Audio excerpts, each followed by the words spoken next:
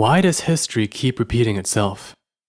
Why can't mankind get its act together and put an end to physical, financial, and spiritual slavery? Maybe it's because every attempted solution has failed to address some very fundamental human weaknesses. Until these critical flaws are overcome, change will remain superficial as the old problems keep resurfacing.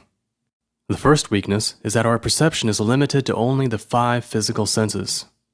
In being unable to see anything beyond the material universe, we are lured into emulating its ways, into acting like animals or machines even though at the core we are spirit. It also blinds us from seeing our occult enemies and the non-physical control structures and energies that they employ. Like an iceberg, most of the Matrix control system is hidden from view.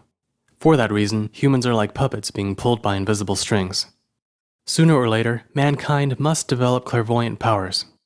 Through proper esoteric training, it will become possible to perform miraculous healing, remote viewing, psychic self-defense, perception and removal of etheric parasites, precognition, telekinesis, probability influencing, telepathy, and quick detection of agent saboteurs.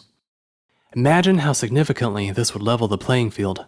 If we could see beyond the flesh, it would be game over for those psychopaths driven by alien and demonic forces.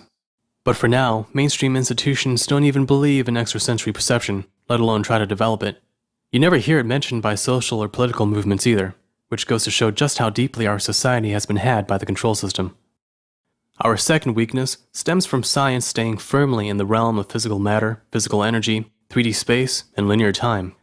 This holds back the necessary revolutions in technology that would overcome scarcity and environmental destruction. Our primitive technology also makes Earth physically defenseless against alien forces, giving them the strategic upper hand. Therefore, we must move towards a higher type of science that makes use of energies and principles still unexplored by the orthodox. Examples include scalar physics and demiurgic technology, which employs zero-point energy, longitudinal electromagnetic waves, force-free gauge potentials, and etheric energy to accomplish the seemingly impossible. They would allow for free energy, anti-gravity, invisibility, and time travel. Without such technology, the human race will continue being preoccupied with physical survival, competition over dwindling resources, and dependence on the few who control these resources. Our third weakness is ego, the mental parasite that keeps us emotionally invested in the Matrix. It is a foreign installation grafted upon the soul through genetic imprinting and social conditioning. Ego functions as a mortal personality worn by spirit in order to operate smoothly within the Matrix, though at the risk of getting lost within it. When spirit, the core of our being, over-identifies with ego, it takes on its weaknesses and forgets its own purpose. The rider then becomes the horse and can be easily led by the reins. So long as the ego rules our choices, we will always be acting in ways that reinforce the Matrix. We must overcome the tyranny of the ego and establish a personal connection with the spirit, with the higher self. This can be done by recognizing what stems from the ego, what stems from the higher self, and through discipline and introspection always following the higher. Through consistent identification with the higher, it grows in influence over the lower.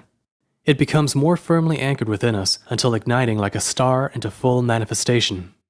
We can augment that process through a cultivation of intuition, meaningful dreams, synchronicity, and deep contemplation. We can increase the clarity of the connection by nurturing noble feelings such as compassion, beauty, understanding, love, and empathy. Without a connection to spirit, we remain wanderers without compasses and lamps without fire, lost in the darkness as so many currently are. The fourth weakness is ignorance, stupidity, and naivete, which keep us from making informed decisions. Deception succeeds only when invited in by lack of awareness. Mankind's problem is not so much the forces who seek to control it, but the scourge of public ignorance that sustains and regenerates these forces. Therefore, we must increase awareness through a combination of study, observation, experience, contemplation, and most of all, revelation. This requires a deep love for truth and learning. We must train our intellects without compromise and become very familiar with logical fallacies and the spiritual warfare strategies used against us. The intellect is not something to throw away in favor of the heart. Rather, both should be developed in parallel and brought to perfection. The more informed we are, the smarter our decisions. And the smarter our decisions, the better our future. And the fifth weakness is humanity's unquestioned faith in consensus reality. Consensus reality is the way that mainstream society perceives the world, the way it works, what every individual must do to survive in it, what is permissible, and what is impossible. It is the map drawn by the matrix to chart our course through life. We are taught to assume that the rules and limitations of the many apply to us without exception. We must disentangle ourselves from consensus reality. This will only happen when we begin living by the principles of a secret divine reality that exists around and within us. Which jurisdiction you enter depends on where you are positioned on the sliding scale between ego and the higher divine self. It depends on where you place your root assumptions, your emotional center point, or your mental dwelling point. By entering the jurisdiction of the higher, we overcome the authority of the lower. What the mainstream deems foolish, risky, or impossible then becomes the norm. Anomalies and miracles become the new reality. The only way to beat a rigged game is to play by a different set of rules. These unquestioned vulnerabilities all stem from the same fundamental problem, that of spirit being overcome by the darkness of the material universe. The transcendence we seek is not about escape and avoidance. It is about the mastery of the higher over the lower. The real solutions are rooted in the above, whereas the weaknesses arise from below. We cannot defeat the below using only the tools and methods of the below. Attempting to do so merely replaces one control system with another. And that is why all human revolutions, social experiments, and utopian attempts have failed, for they have ignored the fundamental problems I've outlined. These weaknesses reinforce each other. Where three are overcome, the other two eventually produce defeat. All must be overcome together if mankind is to permanently secure its freedom. If the human race as a whole cannot do it, maybe the rest of us can.